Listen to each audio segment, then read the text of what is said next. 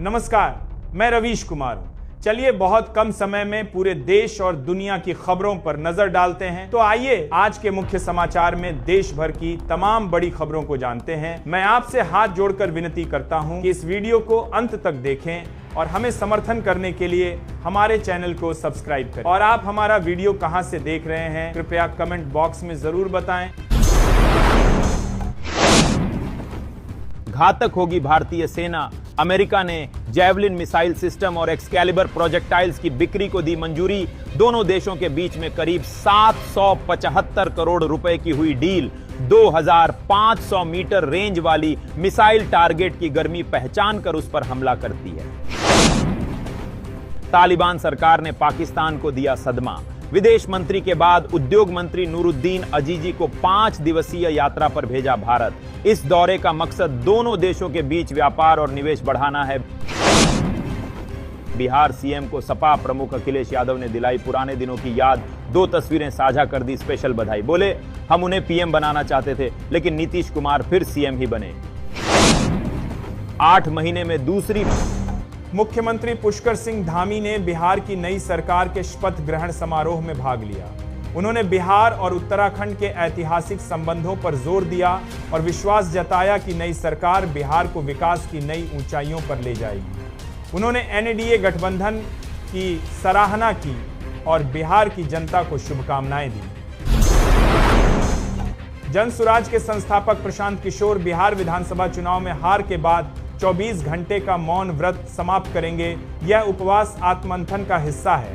बेतिया में धरना स्थल पर रात बिताई। जनसुराज 243 सीटों पर चुनाव लड़ी पर एक भी सीट नहीं जीत पाई। प्रशांत किशोर ने हार की जिम्मेदारी ली। रितेश पांडे ने वोटों की खरीद फरोख्त का आरोप लगाया। प्रशांत किशोर मौन तोड़ने के बाद आगे की रणनीति बता सकते हैं। जनसुराज पार्टी समर्थक दुलारचंद यादव हत्याकांड में आरोपित विधायक अनंत सिंह की जमानत याचिका अदालत ने खारिज कर दी। उनके वकील ने जमानत की मांग की थी लेकिन न्यायाधीश ने इनकार कर दिया। यह मामला 30 अक्टूबर को बसावंचक गांव में हुई हत्या से संबंधित है, जब दुलारचंद यादव मोकामा विधानसभा में चुनाव प्रचार कर रहे थे। पुलिस ने अनंत सिंह समेत 3 लोगों को गिरफ्तार किया था। कांग्रेस द्वारा मिशेल बैचलेट को इंदिरा गांधी शांति पुरस्कार देने पर भाजपा ने कड़ी आपत्ति जताई है। भाजपा प्रवक्ता गौरव भाटिया ने कांग्रेस को भारत विरोधी बताते हुए कहा कि बैचलेट ने धारा 370 हटाने का विरोध किया था और एनआरसी पर भी सवाल उठाए थे। भाजपा ने जगदीश टाइटल की मौजूदगी पर भी सवाल खड़े किए और सोनिया गांधी से सिख दंगा पीड़ितों का दर्द समझने की बात कही। बिहार में नीतीश कुमार ने 10वीं बार मुख्यमंत्री पद की शपथ ली, जिससे स्पष्ट है कि राज्य की राजनीति में उनका दबदबा बरकरार है। उन्होंने अपनी पुरानी टीम को बरकरार रखा है। भाजपा ने युवा चेहरों को आगे बढ़ाकर 2030 के लिए तैयारी शुरू कर दी है। नीतीश कुमार का प्रभाव अभी भी बिहार की राजनीति में सबसे महत्वपूर्ण है और भाजपा ने इसे स्वीकार कर लिया है। मुख्यमंत्री पद की शपथ लेने के बाद नीतीश कुमार ने कहा कि एनडीए सरकार बिहार के विकास के लिए प्रतिबद्ध है। भाजपा नेताओं ने उन्हें बधाई दी और कहा कि सबका साथ सबका विकास के लिए काम होगा। नेताओं ने नए मंत्रिमंडल को शुभकामनाएं दी और सुशासन की उम्मीद जताई। बिहार में करारी हार के बाद इंडी गठबंधन अब तक के अपने सबसे गंभीर आंतरिक कलह से जूझ रहा है। बात यहां तक पहुंच गई है कि कई क्षेत्रीय सहयोगी दल कांग्रेस के नेतृत्व वाले गठबंधन की रणनीति, नेतृत्व और विश्वसनीयता पर खुलेआम सवाल उठा रहे हैं।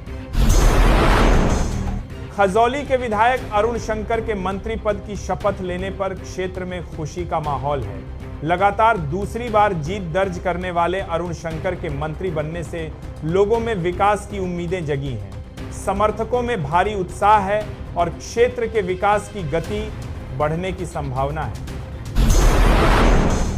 कांग्रेस के प्रदेश अध्यक्ष अजय राय ने चुनाव आयोग पर भाजपा के फ्रंटल संगठन के रूप में काम करने का आरोप लगाया है। उन्होंने कहा कि आयोग ने विपक्षी दलों की शिकायतों पर ध्यान नहीं दिया और भाजपा नेताओं के आचार संहिता उल्लंघन पर कोई कार्रवाई नहीं की। कांग्रेस इस मामले को चुनाव आयोग के समक्ष उठाएगी और निष्पक्ष चुनाव कराने की मांग करेगी। कोइलवर में मुख्यमंत्री सुलभ संपर्क पथ योजना के तहत सड़क निर्माण में घटिया सामग्री के उपयोग के कारण ग्रामीणों ने काम रोक दिया। ग्रामीणों का आरोप है कि निर्माण कंपनी मानकों का पालन नहीं कर रही है, जिससे सड़क की गुणवत्ता प्रभावित होगी। कंपनी का कहना है कि निर्माण कार्य 3 स्तरों पर किया जा रहा है और मानकों का पालन किया जा रहा है। यह परियोजना जुलाई 2025 से जनवरी 2027 तक पूरी होनी है। बिहार चुनाव के बाद निर्वाचन आयोग मतदाता सूची का पुनरीक्षण करवा रहा है, जिसके दौरान साइबर ठग सक्रिय हो गए हैं। आयोग ने चेतावनी दी है कि एसआईआर फॉर्म भरने के लिए ओटीपी या किसी ऐप की जरूरत नहीं है। ठग बीएलओ बनकर कॉल करते हैं और फर्जी एपीके फाइल भेजते हैं। मतदाताओं को ओटीपी साझा न करने और संदिग्ध ऐप से बचने की सलाह दी गई है। पटना में चिराग पासवान ने सरकार गठन के बाद आज मीडिया से बात की। इस दौरान उन्होंने मीडिया के सभी सवालों के जवाब दिए। उन्होंने कहा कि लोजपा रामविलास खरमास के बाद बिहार यात्रा निकालेगी, जिसका उद्देश्य एनडीए की जीत के लिए जनता को धन्यवाद देना है। बिहार विधानसभा चुनाव 2025 के परिणाम आने के बाद बिहार कांग्रेस में सब कुछ ठीक नहीं है। पार्टी के नेताओं को नोटिस दिए जाने के बाद इस्तीफे का भी दौर शुरू हो गया है। पार्टी की महिला प्रदेश अध्यक्ष ने भी इस्तीफा दे दिया है। पश्चिम बंगाल की मुख्यमंत्री ममता बनर्जी ने मुख्य चुनाव आयुक्त को लिखे शिकायत पत्र में एसआईआर अभियान को खतरनाक बताया। इस पत्र के एक दिन बाद अमित शाह की प्रतिक्रिया सामने आई है, जिसमें उन्होंने कहा कुछ राजनीतिक दल घुसपैठियों को बचाने की कोशिश कर रहे हैं। बिहार की राजनीति में राष्ट्रीय जनता दल राड अपनी पिछली हार से सबक लेता नहीं दिख रहा। पार्टी ने एक बार फिर प्रधानमंत्री नरेंद्र मोदी और मुख्यमंत्री नीतीश कुमार पर लगातार कटाक्ष किया है। इसके साथ ही 5 सीटों के परिणाम पर भी सवाल उठाए हैं। हरियाणा कांग्रेस में फोटो चोरी पर घमासान मचा है। भाजपा पर वोट चोरी का आरोप लगा रही कांग्रेस के पोस्टरों से ही नेताओं की फोटो गायब हो रही हैं। सिरसा में हुड्डा और दीपेंद्र की फोटो गायब होने से अंदरूनी कलह बढ़ गई है। प्रदेश में बड़ा दीपेंद्र के बाद हार से चोरी का आरोप से फोटो गायब हो रही है। अध्यक्ष के निर्देशों के बावजूद अनुशासनहीनता जारी है। अनुशासनात्मक कमेटी अंबाला में बैठक करेगी और हिसार मंच विवाद पर भी संज्ञान ले सकती है। पिथौरागढ़ में ऊर्जा निगम द्वारा लगाए जा रहे स्मार्ट मीटरों का विरोध बढ़ रहा है। टकाना क्षेत्र में मीटर लगाने आई टीम को स्थानीय व्यापारियों के विरोध का सामना करना पड़ा, जिन्होंने कनेक्शन काटने की धमकी का आरोप लगाया। निवासियों ने मीटर बदलने से इनकार कर दिया और बढ़े हुए बिजली बिलों की शिकायत की। निगम के अनुसार स्मार्ट मीटर लगाना अनिवार्य है और उपभोक्ताओं को इसके फायदे बताए जाएंगे। पूर्वी सिंहभूम जिले में आपकी पूंजी आपका अधिकार अभियान के तहत 3.48 करोड़ रुपए की लावारिस राशि सही हकदारों तक पहुंचाई गई। जिला प्रशासन ने जागरूकता कार्यक्रम आयोजित कर लोगों को उनकी जमा राशि के बारे में जानकारी दी। इससे जानकर आपने पूर्वी सिंहभूम जिले में पहल से बड़ी संख्या में लोगों को आर्थिक मदद मिली और वित्तीय समावेशन को बढ़ावा मिला। कई लोगों ने इस राशि का उपयोग शिक्षा और चिकित्सा खर्चों के लिए किया। अखिल भारतीय प्राथमिक शिक्षक संघ 24 नवंबर को जंतर मंतर नई दिल्ली में टेट अनिवार्यता के खिलाफ प्रदर्शन करेगा, जिसमें 22 राज्यों के शिक्षक शामिल होंगे। हिमाचल प्रदेश से 800 शिक्षक भाग लेंगे। उनकी मांग है कि शिक्षा अधिकार अधिनियम लागू होने से पहले नियुक्त शिक्षकों को टेट से छूट मिले। हिमाचल प्रदेश राज्य निर्वाचन आयोग के आयुक्त अनिल खाची ने राज्यपाल शिव प्रताप शुक्ला से मुलाकात कर उन्हें पंचायती राज संस्थाओं और शहरी निकायों के चुनाव की जानकारी दी। उन्होंने जिला उपायुक्तों के असहयोग और चुनाव सामग्री के वितरण में देरी के बारे में भी बताया। चुनाव 31 जनवरी तक होने हैं, लेकिन अभी तक आरक्षण रोस्टर और मतदाता सूची भी जारी नहीं हुई है। पश्चिम बंगाल में चुनावी माहौल गरमाया हुआ है। ममता बनर्जी के पत्र के बाद शुवेंदु अधिकारी ने चुनाव आयोग को पत्र लिखकर राज्य में एसआईआर सर जारी रखने की मांग की है, ताकि निष्पक्ष चुनाव सुनिश्चित हो सके। उन्होंने चुनावों के दौरान हिंसा रोकने की बात कही। चुनाव आयोग ने बंगाल में बूथ स्तरीय अधिकारियों बीएलओ के नियमानुसार काम नहीं करने पर उनके विरुद्ध कड़ी कार्रवाई करने का निर्देश दिया है। मालूम हो कि चुनाव आयोग की एक विशेष टीम मतदाता सूची के विशेष गहन पुनरीक्षण एसआईआर की प्रक्रिया की प्रगति का मुआयना करने के लिए राज्य के दौरे पर है। भाजपा के नवनिर्वाचित विधायक जय ढोलकिया ने पद और गोपनीयता की शपथ ग्रहण की। उन्होंने पिछले चुनाव में 83,000 वोटों से शानदार जीत दर्ज की थी। ढोलकिया की इस बड़ी जीत ने उन्हें क्षेत्र में एक मजबूत नेता के रूप में स्थापित किया है। इस बार छत्तीसगढ़ दौरे पर पहुंची राष्ट्रपति द्रौपदी मुर्मू अंबिकापुर में गौरव दिवस कार्यक्रम में हुई शामिल। इस दौरान 2 योजनाओं का किया उद्घाटन। बोली, बिरसा मुंडा ने अंग्रेजों का जीना खराब कर दिया था। पंडो जनजाति को सभा में जाने से रोका। पड़ोसी देश नेपाल में फिर भड़का जेन जी आंदोलन। रक्सौल सीमा से सटे इलाके में लगा कर्फ्यू। सिमारा हवाई अड्डे पर हुई हिंसक झड्डिडे धापें। एयरपोर्ट बंद। राज्यपाल विधानसभा से पास बिल लटका नहीं सकते। सुप्रीम कोर्ट बोला, बिल मंजूर करें, लौटाएं या राष्ट्रपति को भेजें, इसके लिए कोई डेडलाइन नहीं, लेकिन देरी पर दखल देंगे। भारत पाक सीज फायर को लेकर एक बार फिर अमेरिकी राष्ट्रपति डोनाल्ड ट्रंप ने किया बेडिड दावा। बोले, 350% टैरिफ की धमकी पर मोदी का फोन आया। पीएम ने कहा, वी आर डन, हम जंग नहीं करेंगे। अमेरिकी रिपोर्ट में दावा, ऑपरेशन सिंदूर में पाकिस्तान ने भारत को हराया। पहलगाम अटैक को भी आतंकी हमला नहीं मानकर विद्रोही हमला माना। कांग्रेस नेता जयराम रमेश ने इस रिपोर्ट का विरोध जताया। बोले, क्या पीएम मोदी विरोध जताएंगे? बीजेपी कोटे से मंत्री बने संजय सिंह टाइगर। समर्थकों ने बांटी मिठाई। आरा से माले प्रत्याशी को 19,581 वोटों से हराया था। दूसरी बार विधायक बने हैं। जयपुर में मंत्री सुरेश रावत के बंगले और स्कूल में घुसा लेपर्ड। बच्चे क्लासरूम में बंद। वीवीआईपी इलाके में एक घर से दूसरे में करता रहा मूवमेंट। वन विभाग की टीम को मिले पगमार्क। सपा विधायक सुधाकर सिंह का निधन। मंत्री दारा सिंह चौहान को हराकर जीता था घोसी उपचुनाव। 2 दिन पहले सीने में दर्द की शिकायत पर लखनऊ के निजी अस्पताल में भर्ती कराया गया था, जहां इलाज के दौरान उनका निधन हो गया।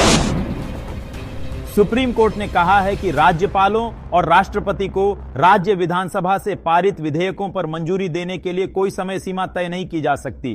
कोर्ट ने स्पष्ट किया कि राज्यपाल की मंजूरी के बिना कोई विधेयक कानून नहीं बन सकता। राज्यपाल विवेकाधिकार से बंधे हैं, पर विधेयकों को लटका नहीं सकते। राष्ट्रपति हर विधेयक पर राय लेने के लिए बाध्य नहीं है। यह फैसला पहले के एक फैसले को निष्प्रभावी करता।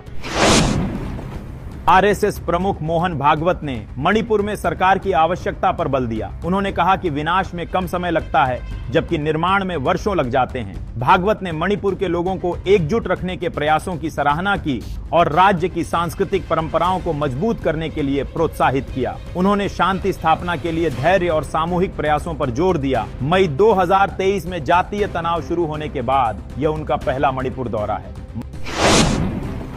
महाराष्ट्र सरकार ने एक नया आदेश जारी किया है, जिसके तहत अधिकारियों को विधायकों और सांसदों के साथ सम्मान पूर्वक व्यवहार करने के निर्देश दिए गए हैं। अधिकारियों को उनके आने पर खड़ा होना होगा, ध्यान से सुनना होगा और विनम्रता से पेश आना होगा। सरकार का कहना है कि इससे प्रशासन अधिक जवाबदेह बनेगा और सुशासन को बढ़ावा मिलेगा। निर्देशों का पालन न करने पर कार्रवाई की जाएगी। असम कांग्रेस अध्यक्ष गौरव गोगोई ने मुख्यमंत्री हिमंत बिस्वा शर्मा पर वोटर लिस्ट में हेरफेर करने का आरोप लगाया है। गोगोई ने कहा कि मुख्यमंत्री अगले साल होने वाले विधानसभा चुनाव से पहले बाहरी लोगों के नाम वोटर लिस्ट में जोड़ रहे हैं। उन्होंने यह भी कहा कि किसी भी बाहरी व्यक्ति को असम 31 दिसंबर 2023 के चुनावी जनादेश। भारत सरकार ने रोजगार सृजन के लिए प्रधानमंत्री विकसित भारत योजना शुरू की है, जिसके तहत 5 करोड़ नए रोजगारों के लिए प्रोत्साहन राशि दी जाएगी। हरियाणा इस योजना में चौथे स्थान पर है। नए कर्मचारियों को 15,000 रुपए तक का अतिरिक्त भत्ता मिलेगा और प्रतिष्ठानों को भी प्रोत्साहन राशि मिलेगी। आवेदन के लिए पोर्टल बनाया गया है और ईपीएफ रिटर्न में चूक पर पेनल्टी नहीं लगेगी। बिहार विधानसभा चुनाव में महागठबंधन के खराब प्रदर्शन को देखते हुए भाजपा ने राहुल गांधी पर निशाना साधा है। अमित मालवीय ने राहुल गांधी की लगातार चुनावी हार पर कटाक्ष करते हुए कहा कि अगर हारने का कोई अवार्ड होता तो वे ही जीतते। कांग्रेस केवल 4 से 5 सीटों पर संघर्ष कर रही है, जबकि एनडीए भारी जीत की ओर अग्रसर है। गुजरात में मतदाता सूची के विशेष गहन पुनरीक्षण का कार्य शुरू हो गया है। प्रधानमंत्री मोदी और गृह मंत्री अमित शाह के घर भी फॉर्म भेजे गए हैं। मुख्यमंत्री भूपेंद्र पटेल ने नागरिकों से प्रपत्र भरकर लोकतंत्र को मजबूत बनाने का आह्वान किया है। वहीं एसआईआर के चलते अन्य राज्यों से आई गृहिणियों को परेशानी हो रही है और वे मतदाता सूची में नाम जुड़वाने के लिए गांव जा रही हैं। प्रधानमंत्री नरेंद्र मोदी जी द्वीस शिखर सम्मेलन में भाग लेने के लिए जोहान्सबर्ग रवाना हो गए हैं। वे समावेशी विकास, आपदा जोखिम में कमी और न्यायोचित भविष्य जैसे विषयों पर 3 सत्रों को संबोधित करेंगे। इसके अतिरिक्त वे इंडिया, ब्राजील, दक्षिण अफ्रीका IBSI लीडर्स बैठक में भी भाग लेंगे और G20 शिखर सम्मेलन में भारत का दृष्टिकोण पेश करेंगे। केंद्रीय गृह मंत्री ने विपक्षी गठबंधन में शामिल पार्टियों का नाम लिए बिना कहा कि कुछ राजनीतिक दल घुसपैठियों को निकालने के इस अभियान को कमजोर करना चाहते हैं। उन्होंने कहा, मैं आज यह स्पष्ट करना चाहता हूं कि हम इस देश में से एक-एक घुसपैठिए को चुन चुन कर बाहर निकालेंगे। यह हमारा प्रण है।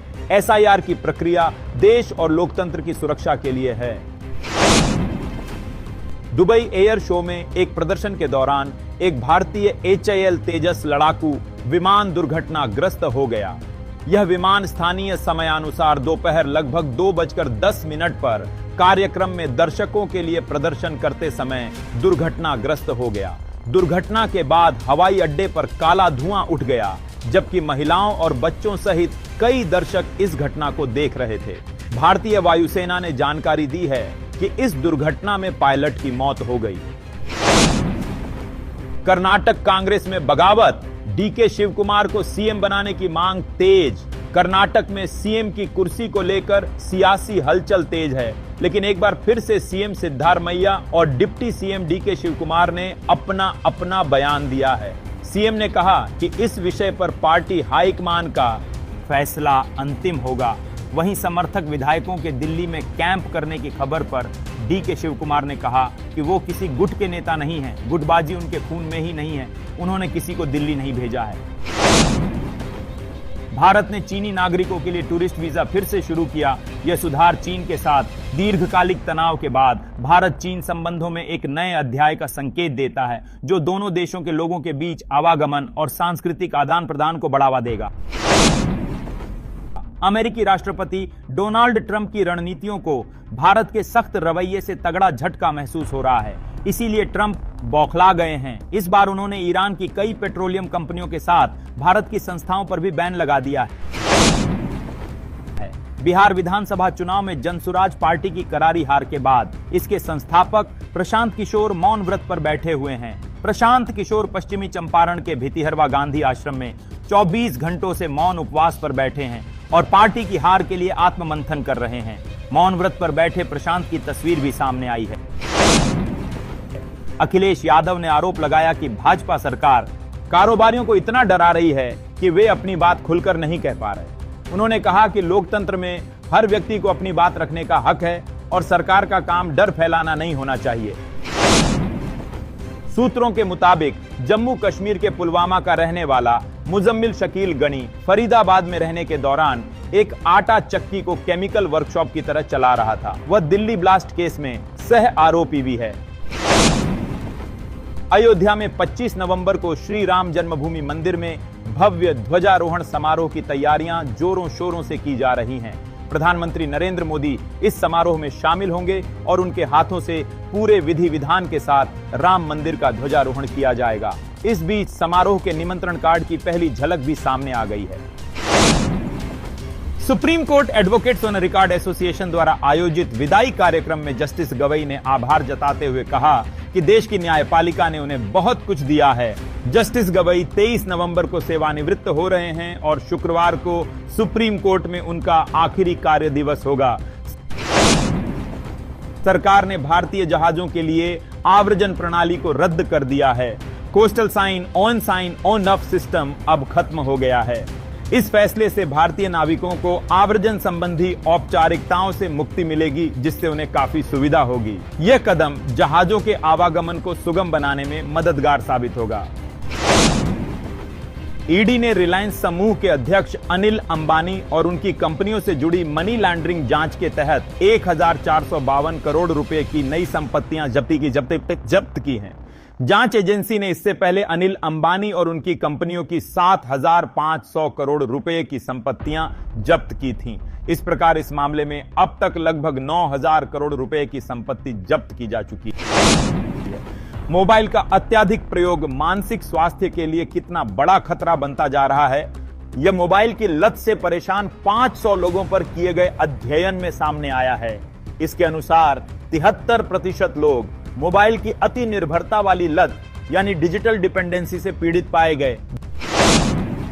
दिल्ली धमाका करने वाले आतंकियों से जुड़ी फरीदाबाद के अल फलाह यूनिवर्सिटी के संस्थापक जवाद अहमद सिद्दीकी और उसका भाई हमूद सिद्दीकी का आपराधिक इतिहास भोपाल से भी जुड़ा है। आतंकी हमले के बाद जांच एजेंसियों ने नकेल कसना शुरू किया तो दोनों भाइयों के दशकों पुराने करोड़ों की धोखाधड़ी के मामले फिर प्रकाश में आ गए। चुनाव आयोग ने बंगाल में बूथ स्तरीय अधिकारियों बीएलओ के नियमानुसार काम नहीं करने पर उनके विरुद्ध कड़ी कार्रवाई करने का निर्देश दिया है। मालूम हो कि चुनाव आयोग की एक विशेष टीम मतदाता सूची के विशेष गहन पुनरीक्षण एसआईआर की प्रक्रिया की प्रगति का मुआयना करने के लिए राज्य के दौरे पर है। दक्षिण अफ्रीका में होने वाला यह शिखर सम्मेलन खास वजह से सुर्खियों में है। यह लगातार चौथा G20 सम्मेलन है जिसे ग्लोबल साउथ के किसी देश में आयोजित किया जा रहा है और पहली बार किसी अफ्रीकी राष्ट्र की मेजबानी में हो रहा है। ऐसे में पीएम मोदी के संबोधन और उनके एजेंडा पर दुनिया की नजर रहेगी। उपेंद्र कुशवाहा ने बेटे दीपक प्रकाश को मंत्री बनाने के फैसले पर अपनी चुप्पी तोड़ी। उन्होंने कहा कि यह निर्णय उन्होंने भारी मन से लिया, लेकिन पार्टी और राज्य के हित में आवश्यक था। कुशवाहा ने इस अप्रिय निर्णय को जहर पीने के समान बताया। उन्होंने पार्टी के भीतर के कुछ हालातों का हवाला देते हुए कहा कि उनका उद्देश्य हमेशा पार्टी को मजबूत रखना रहा है। इस फैसले के बाद वजह से राजनीतिक निहितार्थों पर भी चर्चा हो रही है। राष्ट्रपति द्रौपदी मुर्मू ने आज तिरुपति मंदिर में दर्शन किए और विशेष पूजा अर्चना की। मंदिर प्रशासन ने उनका भव्य स्वागत किया। उन्होंने ध्वज स्तंभम पर प्रार्थना की और भगवान वेंकटेश्वर से देश की खुशहाली की कामना की। प्रधानमंत्री नरेंद्र मोदी अयोध्या में ध्वजारोहण के लिए प्रधानमंत्री के प्रोटोकॉल के अनुसार साकेत डिग्री कॉलेज में हेलीपैड तैयार हो गया है। लोक निर्माण विभाग के तैयार करने के बाद एक दारोगा को सुरक्षा की दृष्टि से निगरानी में लगाया गया है। दिल्ली के पीएमओ से प्रधानमंत्री के दिल्ली उड़ने तक राम जन्मभूमि का पीएमओ उससे जुड़ा रहेगा। बिहार के मुख्यमंत्री नीतीश कुमार इस बार गृह मंत्रालय नहीं संभाल रहे हैं। सबकी नजरें इस बात पर हैं कि वे अब कौन सा विभाग संभालेंगे। उनके पास पहले से ही कई विभागों का अनुभव है और वे हमेशा विकास कार्यों को प्राथमिकता देते आए हैं। दिल्ली सरकार सोनिया विहार में यमुना नदी के किनारे एक रूफटॉप रेस्टोरेंट, एम्फी थिएटर और आरती के लिए घाट विकसित करने की योजना बना रही है। पर्यटन मंत्री कपिल मिश्रा ने संबंधित विभागों के साथ परियोजना की समीक्षा की। इस परियोजना में कई सुविधाएं शामिल हैं, जिसका उद्देश्य नदी के किनारे एक मनोरंजक और सांस्कृतिक केंद्र बनाना है। सरकार यमुना को दिल्ली की नई पहचान बनाना चाहती है। पंजाब की भगवंत मान सरकार ने शिक्षा के क्षेत्र में एक महत्वपूर्ण कदम उठाया है। 18 नवंबर 2025 से राज्य में घर घर सर्वे शुरू किया गया है, जिसका उद्देश्य हर बच्चे को शिक्षा का अधिकार सुनिश्चित करना है। इस सर्वे के माध्यम से सरकार गरीब और पिछड़े वर्ग के बच्चों को शिक्षा से जोड़ने का प्रयास कर रही है, ताकि कोई भी बच्चा शिक्षा से वंचित न रहे। दिल्ली राजस्थान रूट पर नमो भारत ट्रेन के गुरुग्राम स्टेशन के डिजाइन पर विवाद है। गुरुग्राम प्रशासन को स्टेशन की वर्तमान योजना से ट्रैफिक जाम और मेट्रो स्टेशन निर्माण में दिक्कतें दिख रही हैं। हरियाणा के मुख्य सचिव ने HSIRDC को नया डिजाइन बनाने का आदेश दिया है, क्योंकि मौजूदा डिजाइन को लेकर एजेंसियां एकमत नहीं हैं।